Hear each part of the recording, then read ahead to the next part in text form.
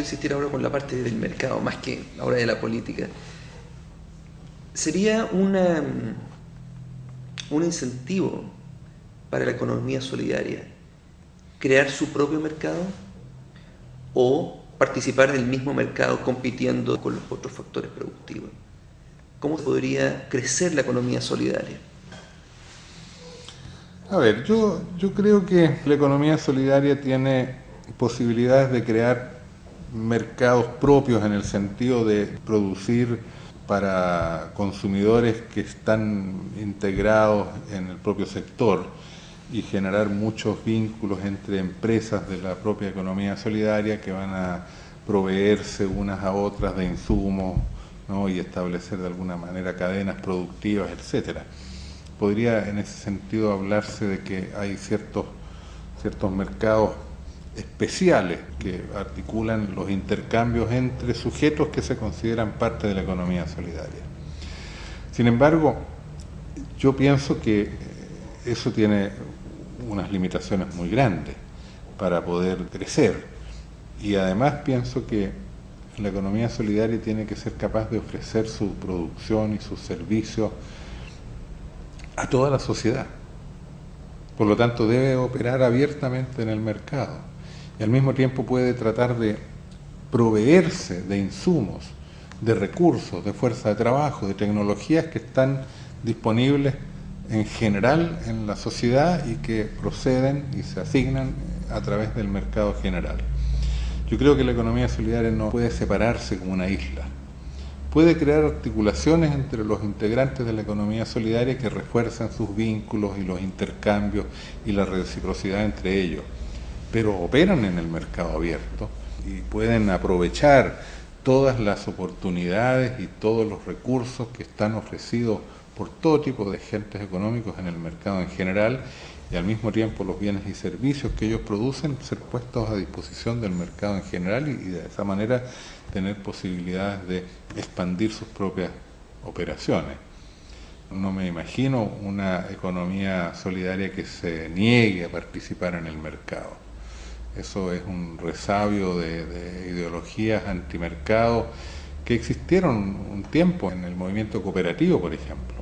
Muchas cooperativas, y en gran parte de la historia del cooperativismo del siglo XIX y gran parte del siglo XX, las cooperativas decían: nosotros vamos a operar solamente con los asociados. Entonces una cooperativa de consumo va a vender los productos solo a los que sean socios de la cooperativa. Una cooperativa de ahorro y crédito le va a otorgar créditos y va a captar recursos solo de quienes son integrantes de la cooperativa. Yo digo que operando de esa manera restringen su campo de operaciones, operan en un mercado muy pequeño y por lo tanto van a captar recursos solamente de los que participen allí. Pero una economía solidaria no tiene por qué inhibirse de captar capital o de adquirir factores productivos que estén ofrecidos en la sociedad en general. Y no tiene por qué tener un mercado restringido, opera en el mercado abierto. Pero no necesitaría, ¿tú crees, algún tipo de discriminación positiva, por llamarlo así? Es algo que muchos afirman, que la economía solidaria necesita que el Estado la promueva, que haya exenciones tributarias, que pague menos impuestos, que tenga subsidios especiales. Yo soy de alguna manera reticente frente a eso porque creo que la economía solidaria tiene que desplegarse sobre sus propias fuerzas y no bajo el alero de la protección del Estado. Porque cuando se organiza bajo esa protección es débil, va a necesitar siempre esa protección.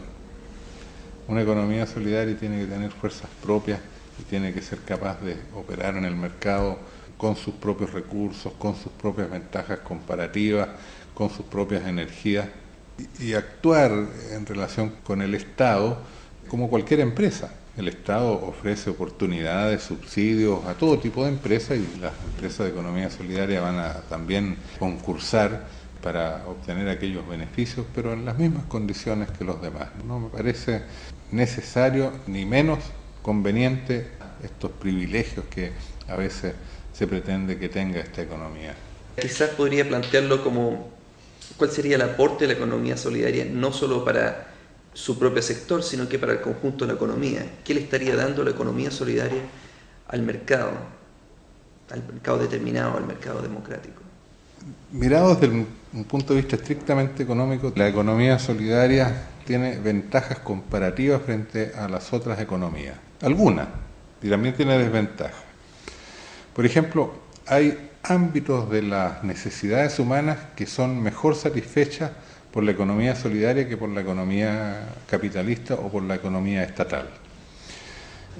Yo creo, por ejemplo, que en el tema de la educación, la forma de ser de la economía solidaria, por el tipo de relaciones que articula entre los sujetos que participan en ella, las posibilidades de aprendizaje, las posibilidades de transmisión y comunicación de los saberes y del conocimiento, e incluso la posibilidad de generar experiencias participativas de aprendizaje, hace que una experiencia educativa organizada con la lógica de la economía solidaria tenga resultados muy superiores a los de una universidad o los de un centro educativo organizado con una lógica de empresa privada, y también cuando es organizado con una lógica de empresa estatal, una escuela pública, por ejemplo. Hay muchas necesidades humanas, la necesidad de recreación, por ejemplo, la necesidad de convivencia, la necesidad que tenemos los seres humanos de compartir, ¿no? de ser asistidos por los demás, ¿no? de ser cuidados, de protección frente a las enfermedades, por ejemplo. La economía solidaria tiene posibilidades de dar respuestas muy superiores a las que ofrece la economía capitalista, que atiende esas mismas necesidades con su propia lógica, y el Estado, que atiende esas mismas necesidades con su propia lógica. Hay otros ámbitos en que el Estado tiene mejores posibilidades de resolver los problemas. Por ejemplo, si se trata de satisfacer necesidades sociales donde se deben compartir bienes de uso público. Bueno, la economía solidaria tiene problemas, igual como los tiene la economía capitalista, para atender esos ámbitos de la actividad económica. Y hay otros ámbitos en que tal vez la lógica capitalista tiene ventajas sobre la economía solidaria para proveer satisfactores a cierto tipo de necesidades más individuales, por ejemplo, necesidades de diferenciación respecto a los demás, que todo individuo de alguna manera tiene, ¿no? Tal vez la lógica de la economía solidaria tiende más a favorecer la identidad colectiva, el generar sentidos de pertenencia y por lo tanto a satisfacer de manera muy adecuada, en formas justas y por lo tanto equitativas, no muy desiguales, las necesidades humanas. Entonces, la necesidad que tenga un individuo de destacarse sobre los demás por características de su modo de vestir, por ejemplo, ¿no? o por la posesión de determinados artículos que le van a generar prestigio social en cuanto a individuo, la economía solidaria no es apta para eso. No satisface ese tipo de necesidades tan bien como lo puede hacer la lógica capitalista, que justamente opera con ese criterio de valorizar, el diferenciarse individualmente, etc. Tampoco el Estado sirve adecuadamente para satisfacer esas necesidades. Entonces, yo creo en una economía plural. Creo que la mejor manera de expandir la experiencia humana y de mejorar la vida colectiva y de generar más oportunidades de despliegue del ser humano están dados por una economía pluralista, donde un importante sector de economía solidaria se va orientando para satisfacer aquellas necesidades que ese sector provee y soluciona de mejor manera. Y hay otros tipos de necesidades humanas que son mejor satisfechas por la economía que opera con una lógica de inversión individual de capital, y otras que se satisfacen mejor con la lógica de una economía estatal. Quisiera hacerte una pregunta que, como para cerrar la misma pregunta anterior. Muchas veces se circunscribe la economía solidaria a las clases trabajadoras, a sectores de bajos ingresos? ¿Cuál sería el aporte de la economía solidaridad para aquellos individuos de clases acomodadas? Mira, las clases acomodadas tienen, en cierto modo, atrofia de muchos ámbitos de la experiencia humana.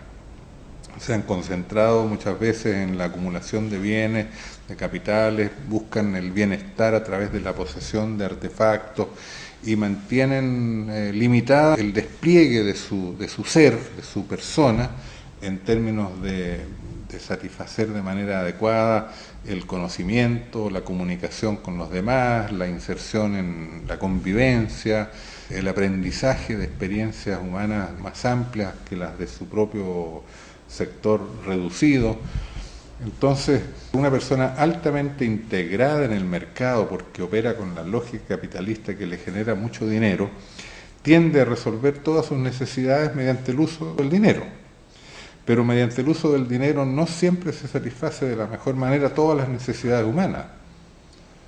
O sea, hay necesidades, por ejemplo, la necesidad de convivencia, de recreación, de comunicación, de participación, que tú no las puedes comprar con dinero, o puedes comprar satisfactores de esas necesidades, pero no son satisfactores que satisfagan bien esas necesidades. Hay necesidades que requieren ser satisfechas con una lógica distinta, grupal. Entonces, incluso para aquellos sectores que disponen o que han concentrado su energía en otro tipo de racionalidades. Claro, justamente a eso me refiero, que hay atrofia de ciertos aspectos de la personalidad de personas que tienen altos ingresos y que por lo tanto han ido concentrando la búsqueda de satisfacciones a sus necesidades mediante aprovechar eso que tienen en grandes cantidades, que es el dinero, ¿no? Pero no todas las necesidades humanas se satisfacen de la mejor manera mediante el uso del dinero. Por ejemplo, el cuidado de un enfermo. Es cierto que tú puedes pagar y pagar mucho por tener atenciones médicas, pero eso no va a reemplazar el cariño, el afecto que puede proporcionar a una persona el ser cuidada, el ser atendida en un ambiente humano con ciertas formas, digamos, de afecto que se dan en pequeñas comunidades, por ejemplo. En el ámbito del aprendizaje también. Tú puedes aprender, claro, pagando por buenos profesores y en una cierta lógica de competir con tus compañeros para poder aprender tú y sacar siempre los primeros puestos.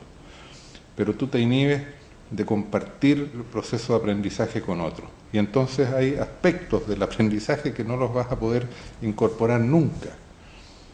Y entonces, con una lógica de economía solidaria, yo estoy convencido que los temas de educación, de salud, de recreación, de convivencia, incluso de alimentación, de crear también espacios urbanos, de vecindad, se satisfacen mucho mejor con la lógica de la economía solidaria, a menor costo económico, pero con un beneficio mucho más alto.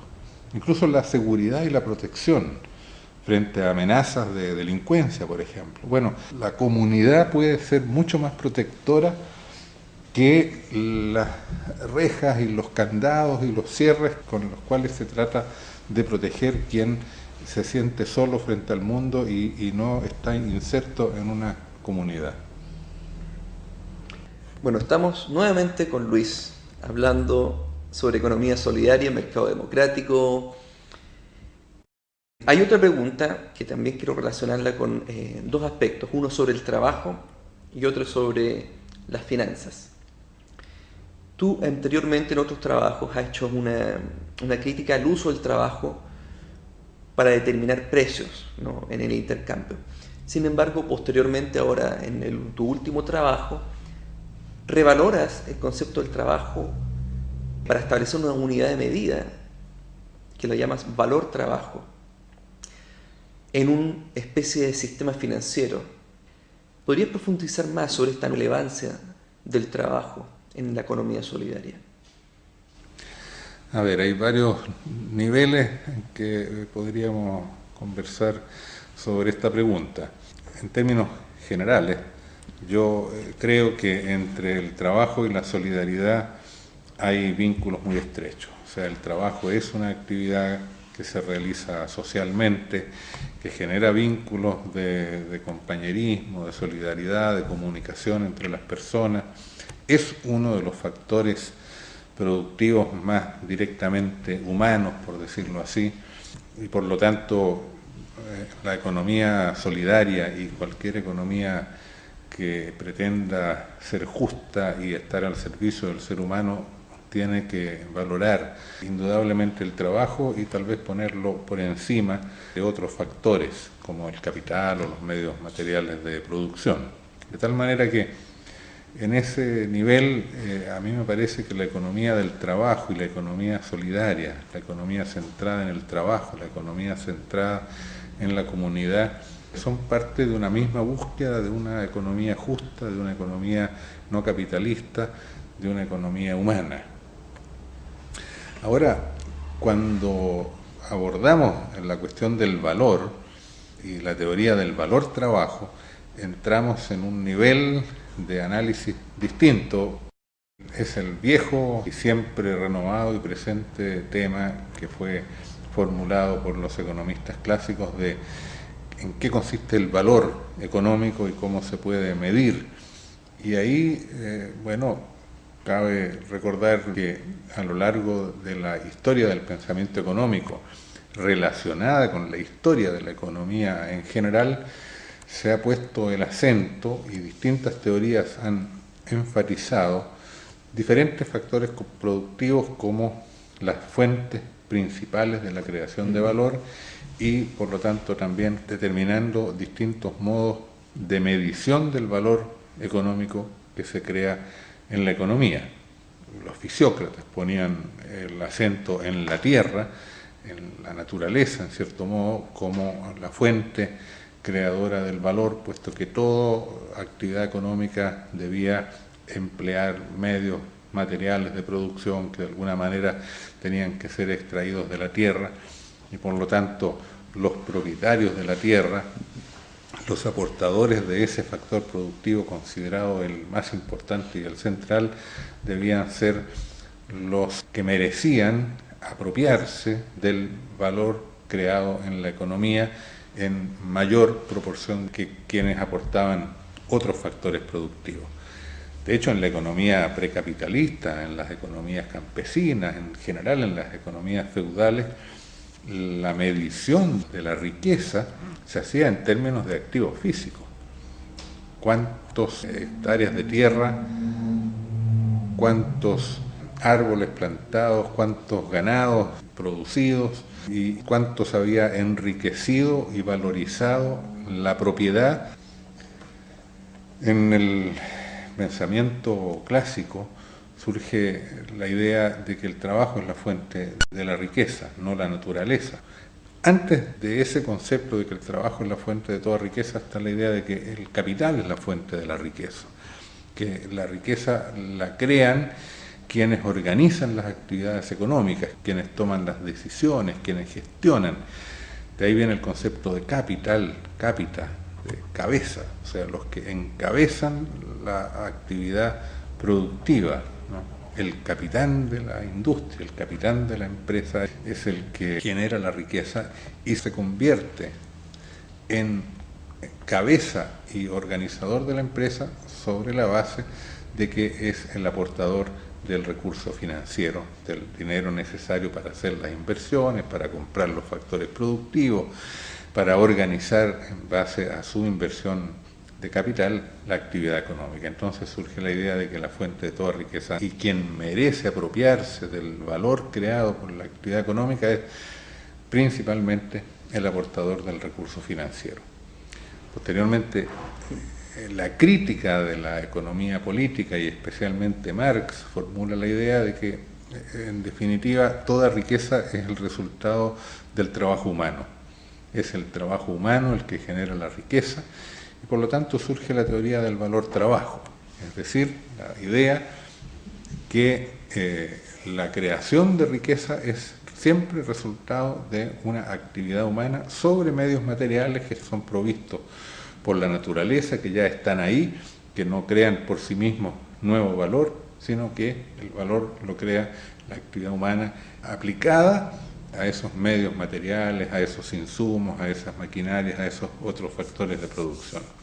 Y entonces surge la idea de que lo que debe medir la riqueza ya no es el dinero, ya no son los activos físicos como era en la economía que valoraba principalmente los medios materiales, que se medía a través de los inventarios físicos, ¿no? Tampoco debía ser el dinero, la cuantificación de las ganancias monetarias, sino que el valor económico debía medirse en términos del trabajo involucrado en la actividad que generaba la riqueza. Tantas horas de trabajo, tantos días de trabajo, y Marx propone justamente una teoría en ese sentido y sostiene que la riqueza generada debe recompensar a ese factor que sería el único factor productor de riqueza, por lo tanto al trabajo.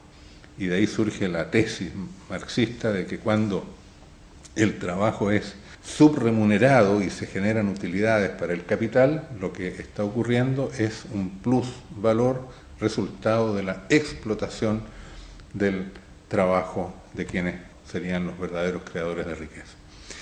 En la teoría económica comprensiva que yo he desarrollado, formulo un concepto distinto a todos los anteriores, en cuanto que me parece necesario reconocer que todos los factores productivos aportan a la creación de valor, aportan a la creación de riqueza. Hay un aporte que hacen los medios materiales de producción y por lo tanto quienes los ponen en la actividad productiva, sus propietarios. Hay un aporte realizado por quienes financian la actividad económica, hay un aporte del factor trabajo y además hay otros aportes que tradicionalmente nunca fueron reconocidos, como el aporte del conocimiento, la tecnología. La tecnología también es creadora de valor y también es creadora de valor la gestión, es decir, el sistema de toma de decisiones que puede no ser el mismo que quien aporta el dinero o quien organiza la empresa, sino que puede corresponder a personas que tienen especiales capacidades de administración, de organización, de creatividad, de innovación, etc. Y además de todo eso, en la economía solidaria agregamos la existencia de un sexto factor productivo, el factor comunidad, el factor C, que llamamos factor solidaridad, en cuanto que esa energía social generada por un grupo integrado que solidariza también contribuye a la creación de riqueza en una empresa. Entonces, la idea es que el valor generado por la actividad económica es el resultado de la acción combinada de por lo menos estos 6 principales factores. Y estos 6 principales factores merecen ser recompensados por su aporte a la creación del valor. Y lo que les corresponde obtener por el factor productivo que aportan, para que la distribución sea justa, tiene que ser proporcional a cuánta fue la productividad de cada uno de los factores involucrados en la creación de valor. Ahora, cuando tú me planteas sobre cómo en la economía solidaria se plantea la posibilidad de que se recupere como elemento de medición del valor el tiempo de trabajo o algún otro medio distinto del dinero, bueno, lo que estamos ahí señalando es lo siguiente. Cualquiera de los factores productivos que acabamos de mencionar, de estos 6 factores, puede hacer de cabeza de una empresa. O sea, una empresa puede estar organizada por los trabajadores, pero también puede estar organizada por los financiadores, puede estar organizada por los técnicos que poseen el conocimiento, puede estar organizada por los propietarios de los medios materiales de producción, puede estar organizada por la comunidad que aporta ese factor C, o puede estar organizada por quienes gestionan la empresa, quienes cumplen ese factor de administración. Entonces, cuando una empresa es organizada por el factor trabajo, o sea, por los trabajadores son los que ponen el objetivo de la empresa y son los que ponen los criterios para medir las utilidades de la empresa. Porque lo que ellos pretenden es valorizar el trabajo que ellos han invertido en la empresa. valorizar el propio factor que se constituye como organizador. En ese caso, o sea, en las empresas de trabajadores, la mejor forma de medir, de evaluar el resultado económico y también los costos económicos, el sacrificio implicado en la actividad productiva, es hacerlo en términos del tiempo o la cantidad y calidad del trabajo invertido en la generación de esa riqueza. En otros tipos de empresas puede emplearse otro elemento como aquel desde el cual se puede medir la creación de riqueza. Por ejemplo, en una empresa creada sobre la base de la inversión de conocimiento, de la inversión de tecnología, el valor económico puede ser evaluado, los costos, los beneficios y la diferencia entre ellos, es decir, las utilidades, por la cantidad de conocimiento que se ha creado y por la valoración del conocimiento que se ha aplicado en la empresa. Ahora, ese ya ahí nos lleva a un tema técnico un poco más complejo de cuáles pueden ser las unidades de medida diferentes de cada uno de los distintos factores que sirvan para medir la productividad de la empresa y en general la actividad económica. ¿Cómo sería el financiamiento? Estamos pensando en financiamiento para los distintos factores, ¿no? ¿Cómo sería el financiamiento del factor C? Bueno, cualquier actividad económica necesita operar con los 6 factores productivos. O sea, no hay actividad económica que no tenga que ser financiada, así como no hay actividad económica que no requiera la aplicación de energía humana, de trabajo y toma de decisiones y gestión. Por lo tanto, también se requiere financiamiento. Ahora, en la economía solidaria, el factor financiero es, en cierto modo, el mismo factor financiero de cualquier otro tipo de economía, que se expresa en dinero, que se expresa en crédito, que se expresa en una capacidad de adelantar gastos que van a ser remunerados, pagados con los resultados de la actividad económica.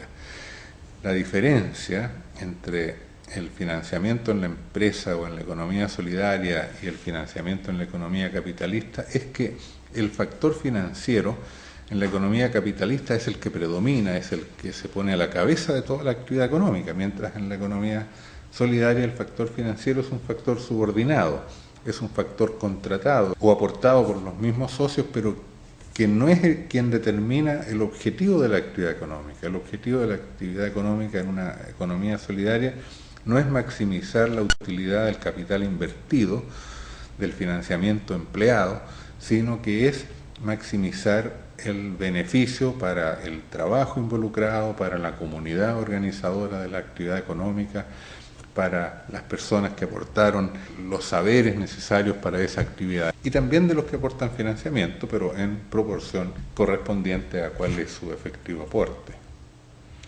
Cuando hablamos del Banco Central del Trabajo, estamos hablando de un nuevo tipo de financiamiento. ¿Esto forma parte del financiamiento ético? A ver, el Banco Central del Trabajo y el movimiento de las finanzas éticas son como dos cosas un poco distintas, pero están relacionadas, ¿no? La idea de un Banco Central del Trabajo es la idea de un sistema financiero propio de la economía del trabajo y de la solidaridad, en la cual se opera con criterios de financiamiento, modos de captación de recursos para la economía solidaria, modos de recompensar esos recursos coherentes con la racionalidad de esta economía. El movimiento de las finanzas éticas es un movimiento muy interesante que se ha desarrollado bastante en Europa, también en distintas partes del mundo con diferente grado de desarrollo.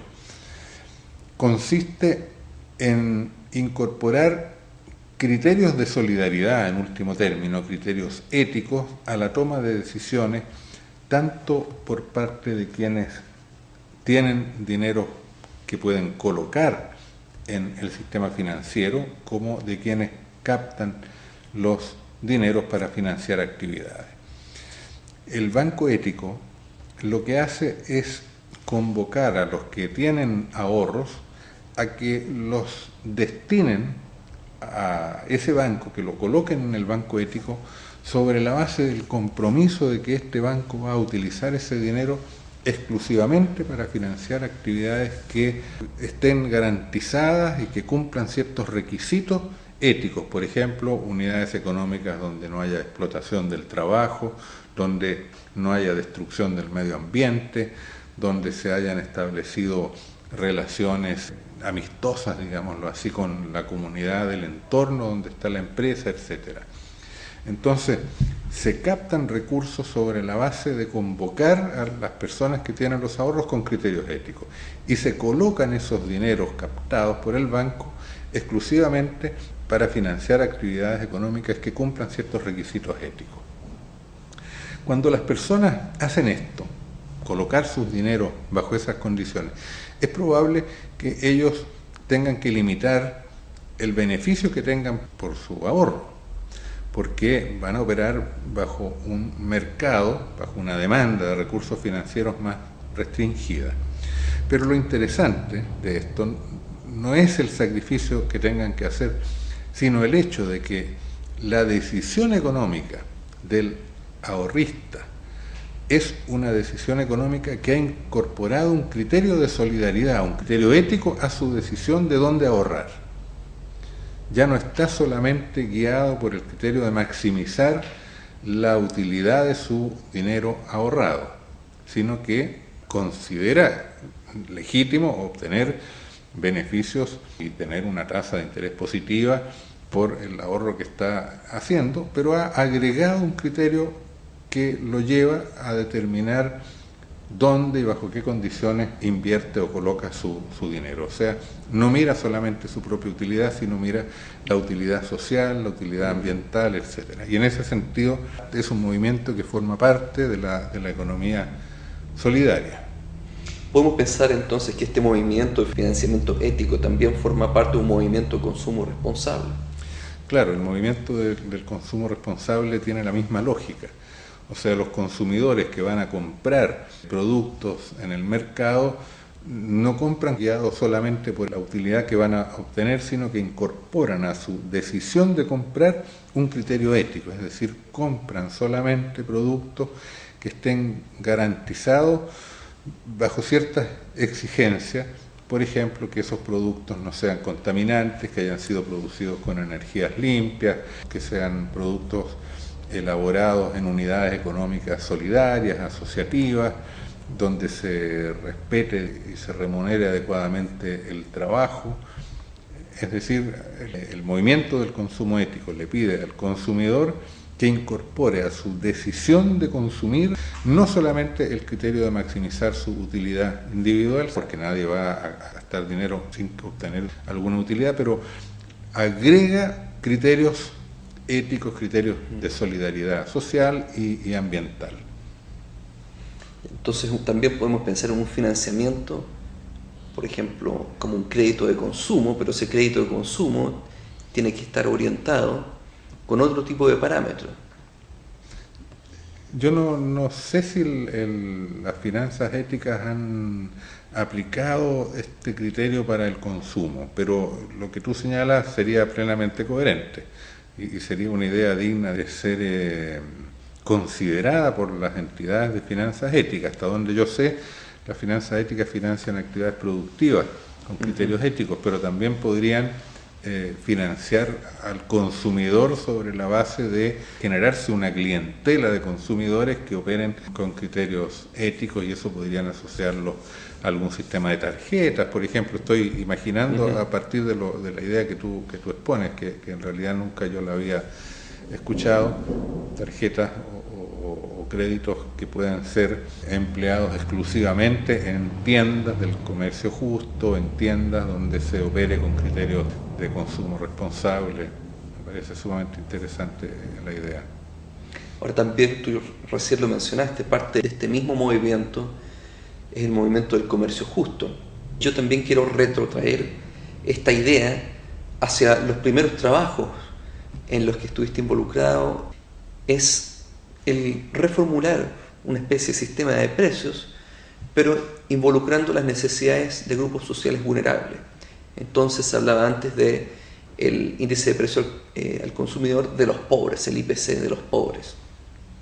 Ahora tú has de algún modo reformulado esta idea de los precios en lo que tú denominas el precio justo.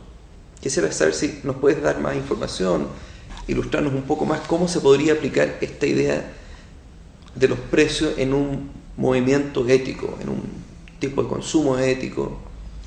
Claro, el movimiento del comercio justo, que también se llama en algunos países comercio justo y solidario,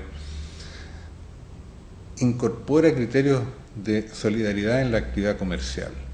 Entonces hay intermediarios, que son los comerciantes, que son entidades que hacen la intermediación, que compran a productores y venden a consumidores, que operan con criterios éticos, comprando exclusivamente productos de productores seleccionados por ciertos criterios sociales, ambientales, éticos en general, y venden esos productos al público en general, pero convocándolos sobre la base de garantizarles que los productos que se venden en esas tiendas cumplen ciertos requisitos de carácter ético. Todas estas actividades, tanto de consumo, de financiamiento o de comercio, en las cuales se incorporan criterios de solidaridad que se agregan al criterio de la búsqueda de la utilidad del ahorrista, del consumidor o del que realiza la actividad comercial, tienen un costo. Tienen un costo en el sentido de que al final hay un sacrificio que hace la persona que considera un criterio ético además del criterio de su propia utilidad. O sea, en el comercio justo es probable que los productos sean un poco más caros. En las finanzas éticas es probable que el ahorrista obtenga una tasa de interés más baja. El comerciante que opera con criterios éticos tenga un margen de comercialización, de intermediación más bajo. Esto hace que estos movimientos tengan un problema, y es que van a operar solamente con una parte limitada del mercado, de los ahorristas, de los consumidores, de los productores, aquellos que estén dispuestos a sacrificar parte de su beneficio económico por la consideración de estos criterios éticos. Ahora, la mayor parte de las personas no operan de esa manera, son maximizadoras de su propia utilidad, es lo que el sistema en el que estamos desde hace varios siglos ha conformado al Homo economicus como maximizador de su propia utilidad. Por lo tanto, son pocos los que estén motivados por estas razones éticas. Tal vez habría más, pero no conocen esta lógica. De todas maneras está creciendo este movimiento, pero siempre va a tener el problema de que enfrenta una condición más difícil para competir en el mercado en general con quienes no operan con criterios éticos.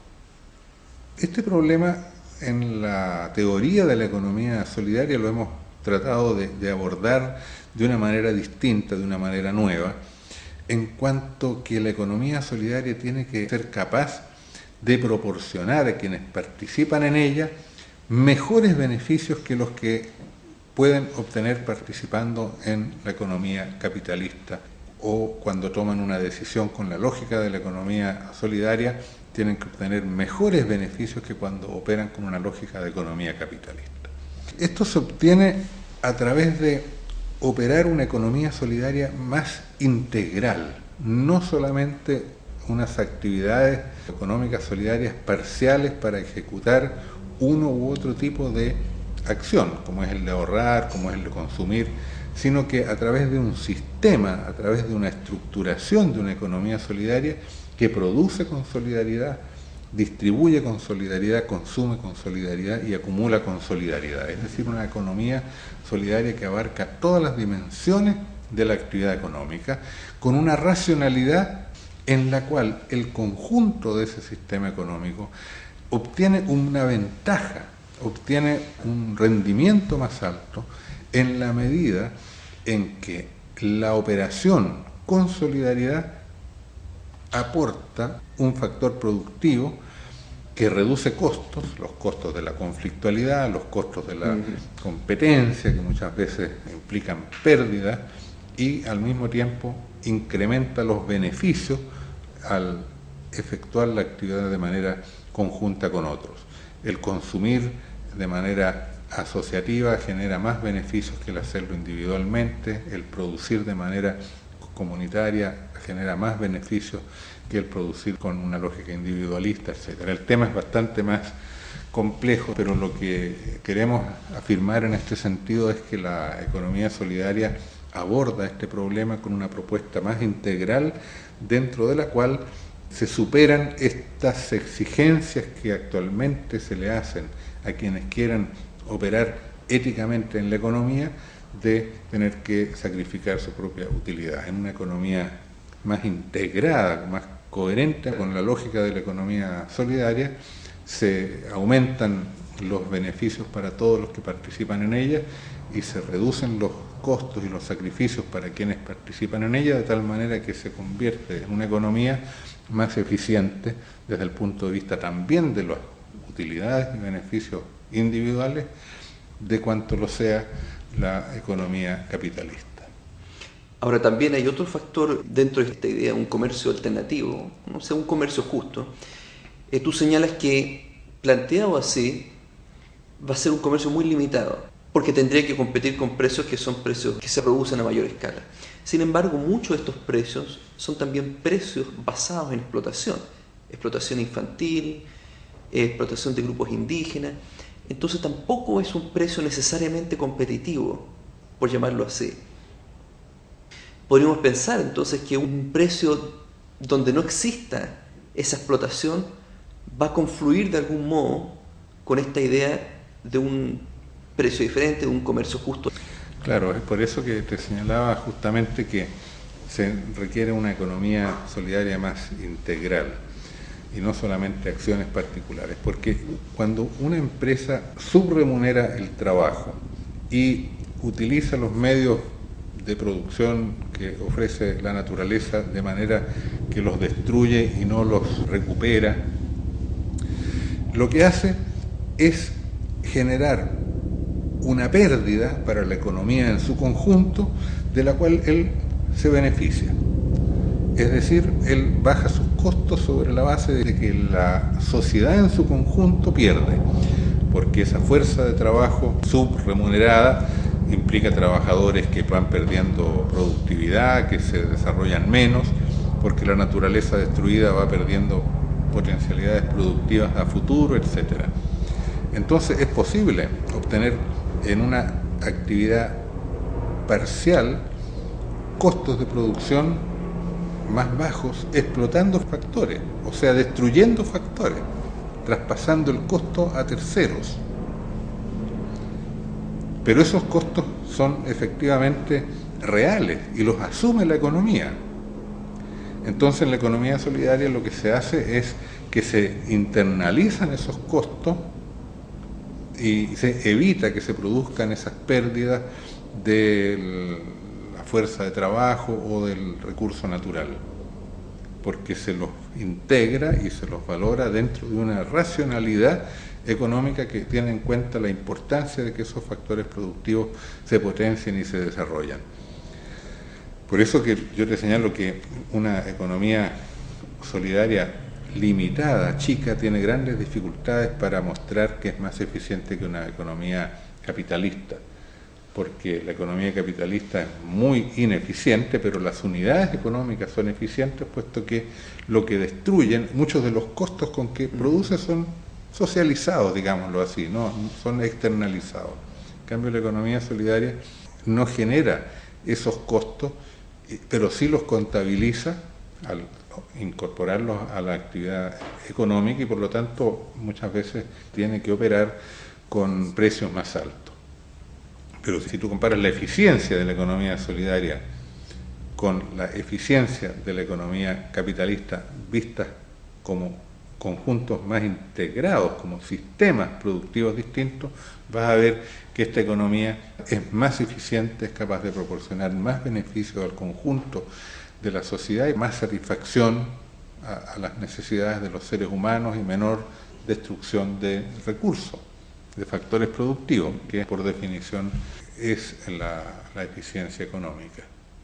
¿Cómo ves tú la evolución de la economía solidaria en el tiempo?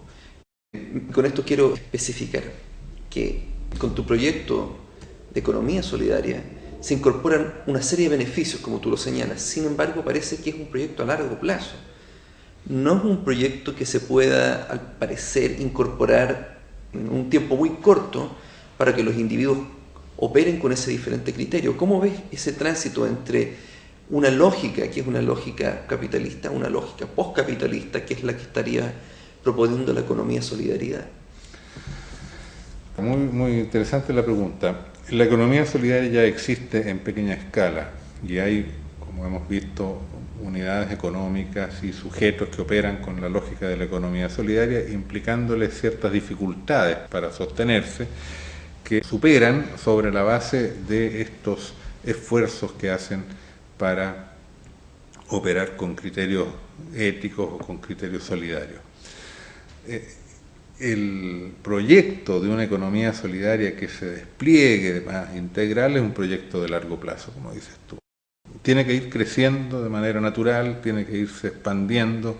Para expandirse tiene que ir demostrando que va mejorando su propia eficiencia, que cada vez le exige a sus integrantes menos sacrificios y es capaz de proporcionarle más beneficios hasta que va a imponerse respecto a otras formas económicas cuando claramente las supere en términos de proporcionarle a las personas una mayor utilidad de la que le proporciona las otras alternativas económicas. Por lo tanto, es un proyecto de largo plazo y hay un proceso de crecimiento progresivo de esta economía solidaria. Ahora, como este proceso opera en un contexto, lo que ocurre, lo que ha ocurrido históricamente, lo que probablemente ocurrirá, es que hay momentos en que hay una aceleración del crecimiento de la economía solidaria, que son precisamente las etapas o los momentos de crisis de la economía capitalista. ¿Te refieres con eso, por ejemplo, la crisis que hubo en Chile en los años 70? Por ejemplo, la crisis que hubo en Chile en los años 70, 80 implicó un gran desarrollo de la economía solidaria, porque la economía capitalista se contrajo, generó mucho desempleo, mucha pobreza, y la gente tuvo que buscar otras alternativas para enfrentar sus necesidades y encontraba que un buen modo de hacerlo era asociándose, estableciendo formas solidarias de producir, consumiendo comunitariamente, distribuyendo lo que se generaba con criterios justos, etc. Pero eso puede ocurrir también hoy día, está ocurriendo hoy día, en el contexto de esta crisis que estamos viviendo en todo el mundo. La búsqueda de una economía solidaria se ha reforzado enormemente y están creciendo las iniciativas de economía solidaria precisamente porque hay una crisis de la economía y de los mercados en general. Entonces, es un proceso de largo plazo, pero hay momentos o periodos en los cuales esta economía se afirma, se consolida y despliega con mayor fuerza su propio crecimiento. Quisiera ahora trasladarme a otro ámbito, que es el del medio ambiente. Tú has hecho una crítica a las concepciones económicas sobre el medio ambiente. Ahora, la valoración del medio ambiente en tu argumento siempre es económica hasta el momento, con la crítica a la idea del capital como maximizando el beneficio, que no es capaz de ver más a largo plazo, el Estado mismo, el sector público, como tú lo llamas, que tampoco busca mejorar la calidad de vida en el largo plazo, sino que generar recursos al Estado. Sin embargo, hay otras críticas al modo como las sociedades capitalistas evalúan el medio ambiente, que pueden ser unas valoraciones relacionadas con grupos étnicos, con grupos religiosos. ¿Qué lugar ocupan esas distintas valoraciones en la economía de solidaridad, como tú la defines?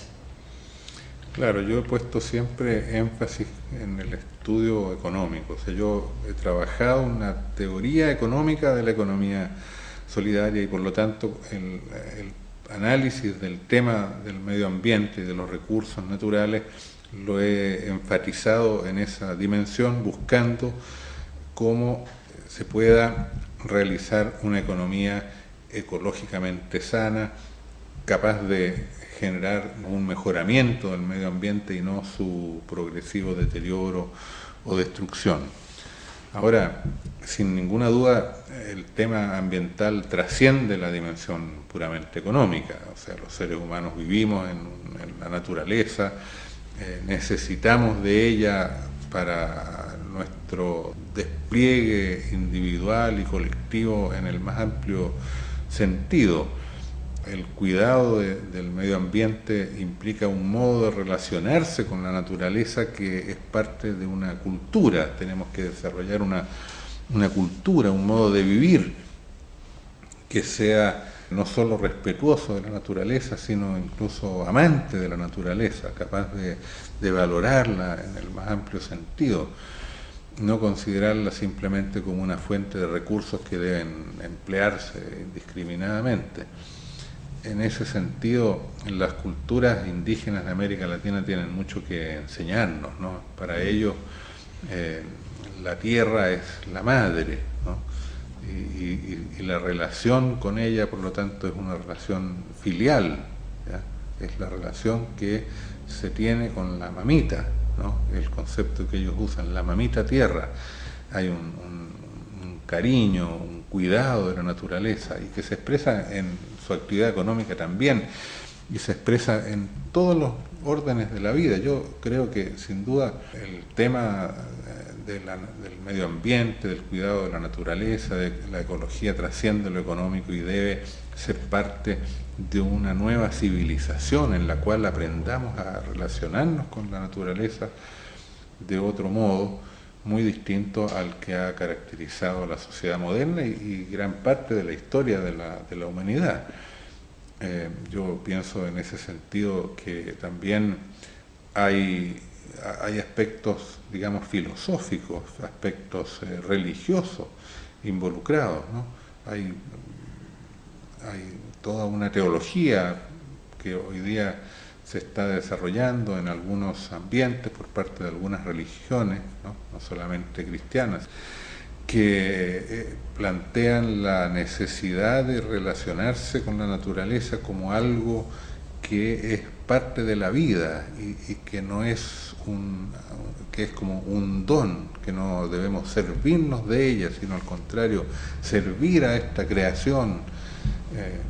En fin, yo creo que sin ninguna duda el tema medioambiental tiene dimensiones culturales, dimensiones sociales, dimensiones civilizatorias que tienen que ser incorporados mucho más allá del simple aspecto económico. Solo que creo que el énfasis hay que ponerlo hoy día en lo económico, porque en el fondo la economía es un proceso de intercambio entre el hombre y la naturaleza, un proceso de intercambio en el cual esta naturaleza puede ser destruida o puede ser enriquecida y valorada, valorizada, dependiendo de cómo se realiza este intercambio, cómo se realiza esta actividad económica.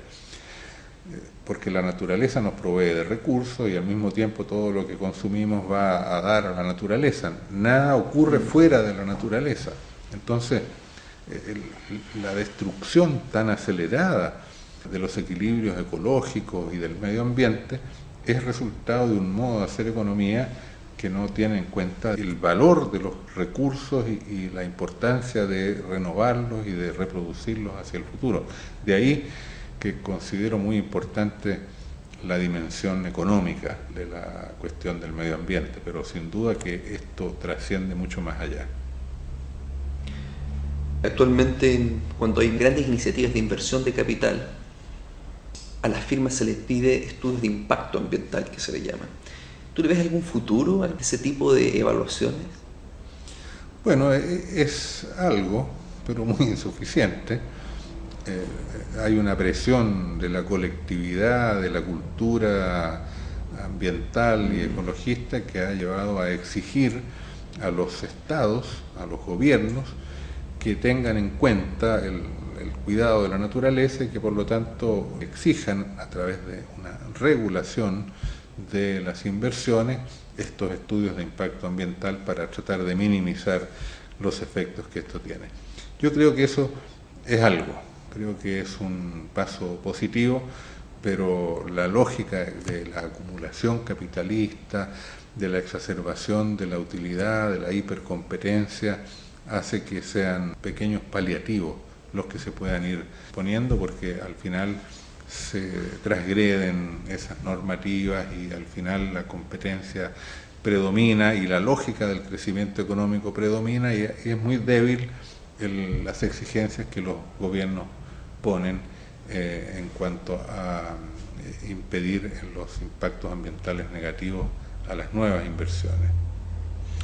También tengo la impresión que inversiones de capital o los proyectos de los estados observan la naturaleza de algún modo en su estado actual.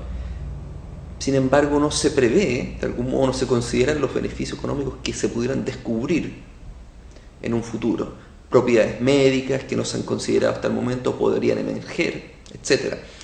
¿Cómo, desde el punto de vista de la economía solidaria, podrías absorber esas proyecciones a futuro?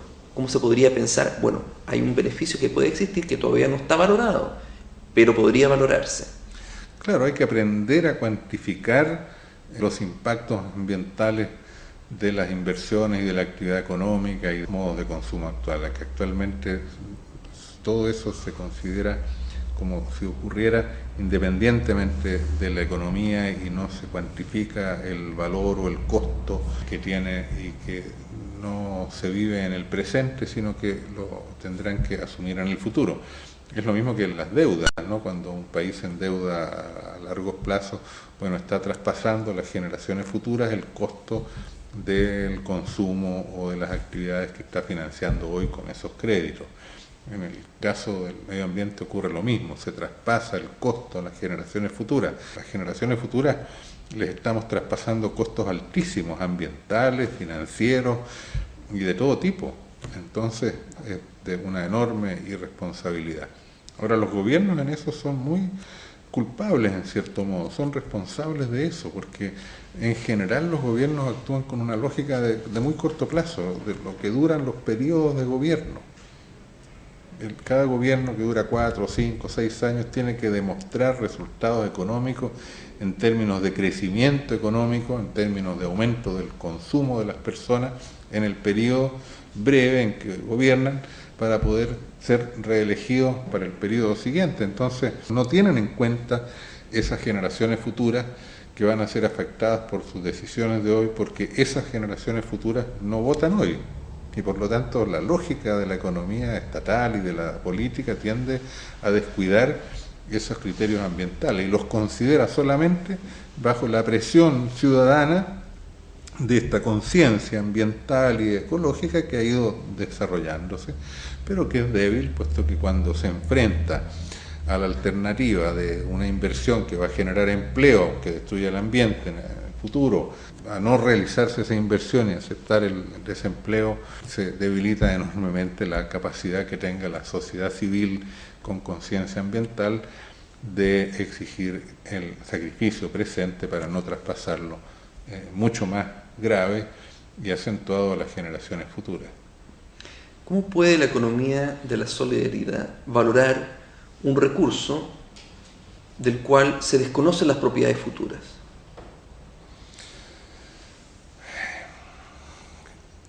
Valorar en el sentido de cuantificar su costo. O sus beneficios. Puede haber unas plantas que tengan una propiedad que no descubrimos ahora, pero que las puedan tener a futuro. Ahí, en cierto modo, volvemos a una de las preguntas primeras que tú hacías acá, el valor económico, ¿no? Si nosotros consideramos que el valor se cuantifica exclusivamente en términos monetarios, es imposible cuantificar una serie de costos o de beneficios que tienen que ver con el medio ambiente. Lo que se requiere es una teoría económica que tiene que también desarrollar todavía sus indicadores y sus modos de cuantificar todos los factores productivos y desarrollar una teoría del valor integral que tenga en cuenta que el valor económico es el valor financiero más el valor en términos de recursos naturales, más el valor en términos de lo que le ocurre a los seres humanos por su trabajo, que se desarrollan sus capacidades o que a través del exceso de trabajo también pueden deteriorar su vida, lo que ocurre a la comunidad como tal, que puede ir perdiendo grados de integración tan importantes, de convivencia, O sea, hay que pasar a una concepción del valor económico integral, ¿ya? Y creo que ese es el paso y es la propuesta teórica de la teoría económica comprensiva, una teoría del valor integral que en términos conceptuales la hemos formulado de manera muy precisa, especialmente en el libro Fundamentos de una teoría económica comprensiva, pero que todavía requiere ser desarrollada en términos más de metodologías e instrumentos de cuantificación, de medición y de operación. La teoría económica solidaria que tú has expuesto releva el papel de muchos factores que no han sido tradicionalmente considerados. Hablamos de 6 factores, entre ellos el factor C, y también hablamos del factor trabajo. Sin embargo, hay varios elementos que al parecer todavía no han sido considerados al interior del factor trabajo. Y estoy pensando en las actividades económicas que se realizan en el hogar, que no son parte del mercado, sino que forman parte de una economía doméstica y que son todas las actividades que de algún modo la economía feminista ha destacado que deberían también ser parte de una valoración económica. Claro, son parte de la economía. El trabajo que se realiza en el hogar, la producción de alimentos, los servicios de salud, los procesos educativos que ocurren al interior de la unidad familiar son creadoras de valor económico.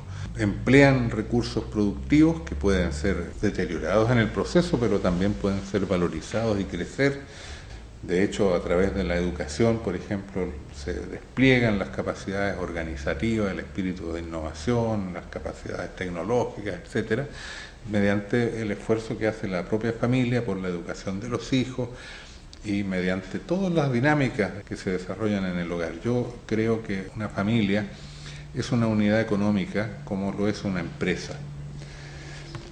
Es una unidad económica que opera con otra lógica, con una racionalidad distinta a la de la empresa, que está más orientada hacia el autoconsumo, más orientada hacia el potenciamiento de los recursos humanos de esa unidad económica familiar. Y por supuesto que en ese sentido, la mujer, que tradicionalmente se considera y en los hechos en gran medida despliega su vida mucho más centrada en la economía doméstica, en la economía familiar, que en la economía de empresas o en la economía pública, su contribución es mucho más alta y debe ser mucho más reconocida de lo que actualmente es. Lo que pasa es que esa economía doméstica, que es la que en definitiva sostiene muchas veces el desarrollo de toda la economía, puesto que es allí donde se forma la fuerza de trabajo, donde las personas se educan, es la familia la que sostiene la salud de las personas, sostiene la educación de los niños, la capacitación de la fuerza de trabajo. Esa economía está a la base de la capacidad que tiene la economía en general de reproducirse, de expandirse y de proveer nuevos satisfactores al conjunto de la sociedad. Pero esa economía doméstica es como si no existiera, está oculta, está desvalorizada. Y me parece a mí que una de las cosas que la economía solidaria hace es destacar la importancia de la economía familiar y también de las economías comunitarias, de las redes sociales que operan más ampliamente en los vínculos entre familias de un barrio, de un sector, donde se desarrollan muchas actividades que son fundamentales para sostener al conjunto de la sociedad. Y obviamente merece y puede exigir un reconocimiento y una valoración de su trabajo y de la sociedad en su conjunto. En Chile y en muchas otras sociedades también hay una creciente incorporación de la mujer al mercado del trabajo. En países avanzados la incorporación es prácticamente igual a la incorporación que tienen los hombres. Pero a la vez también tienen lo que se llama, o la que los economistas feministas denominan una doble jornada de trabajo. Podemos pensar que en ese sentido es un factor que no es remunerado. La economía solidaria propone y plantea una solución distinta, puesto que integra la economía de producción empresarial, por decirlo así, dentro de una lógica de economía solidaria en la cual las familias se integran de manera armónica y no, por lo tanto, generando esta división de la vida laboral de la mujer que está en una racionalidad, por un lado, cuando trabaja de manera asalariada, y en otra racionalidad cuando trabaja en su unidad económica familiar. Pero a mí me parece que hay una confluencia de objetivos, de propósitos, y debiera haber mucha más conciencia de que la economía solidaria es parte de un proceso también de desarrollo y liberación de la mujer respecto a las condiciones en que hoy día se encuentra en esta civilización moderna y en esta economía capitalista. Quisiera redondear esta parte con una provocación. A lo largo de todas estas conversaciones ha salido la idea de que el mercado democrático es un mercado postcapitalista. La economía solidaria, como la hemos visto hasta este tiempo, entonces, ¿sería una economía postmoderna? Sí, en el sentido que viene después de la economía moderna, porque ¿qué es la modernidad? Se llama modernidad a un tipo de organización de la vida social, en lo económico, en lo político y en lo cultural, que tuvo su origen hace 4 o 5 siglos atrás y que hoy día está de algún modo agotándose, ¿no? Es una civilización, la civilización moderna, y la economía solidaria y las concepciones de una economía comprensiva, de un mercado democrático, están apuntando a una nueva civilización, están apuntando al desarrollo de una economía que vaya más allá, que mejore, que perfeccione, que supere las dinámicas de la economía capitalista. Entonces, en ese sentido es postmoderna, pero no en el sentido de la posmodernidad de la que se habla hoy día tanto como para hacer referencia a ciertos tipos de cultura y de comportamiento que son parte del deterioro de la etapa final de la civilización moderna y no el inicio de una nueva civilización superior a la civilización moderna, más desarrollada, más avanzada, pero en términos de un tipo de desarrollo y de un tipo de progreso diferente, que opera con una racionalidad distinta al de la civilización y de la economía moderna. Yo creo que hemos cubierto muchos ámbitos acerca de la economía solidaria. Quisiera saber si tú quieres añadir algunas cosas. No, yo creo que hemos tenido una conversación muy amplia con muchos temas.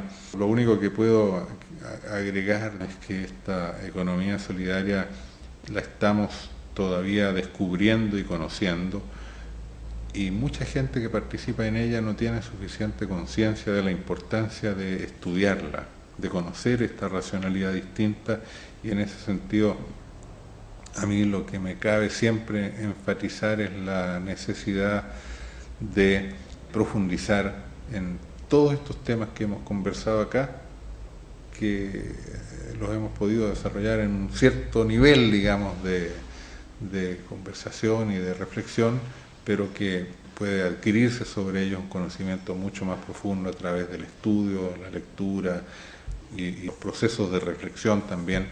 Es una economía que estamos experimentando en la práctica y también conceptualizando y teorizando en relación con esa práctica en un proceso que está en marcha y que de alguna manera es todavía inicial. Bueno, gracias Luis por todas las conversaciones. No, gracias a ti por todo el aporte y las preguntas y la oportunidad de exponer también algunas de estas ideas. Gracias.